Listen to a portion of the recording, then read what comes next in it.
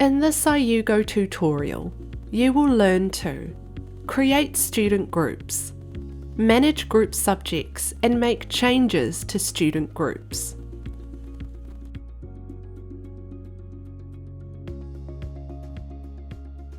Student groups in iUgo enables you to create group lessons within your unit plans. You can find this tool in the main menu by clicking on Students and then Groups.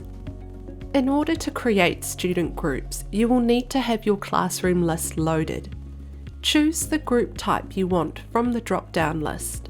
Then enter the name of your new group and click Add New Group to save. You can add multiple groups by following the same steps again. To create groups for other subjects, simply change the group type. To add students to your new groups, drag and drop the student you want into the group box. These changes are automatically saved. Students can be moved between groups or back into the classroom list.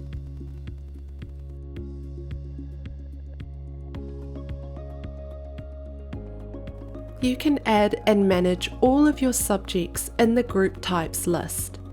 Navigate to the menu and click on Students, then Group Types. Click on New Student Group Type to add a subject to the list. Type in the name and add a description if you wish to add further reference about your new subject. Then click Save. You can now select this new group type. The order in which the groups appear can be rearranged by dragging and dropping the group box. To rename a group, click on the group name. To delete a group, click on the X in the group header. You can select a teacher or multiple teachers for each group.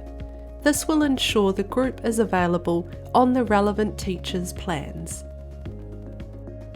Thank you for watching. For more tutorial videos on how to use iUgo, please visit our support section.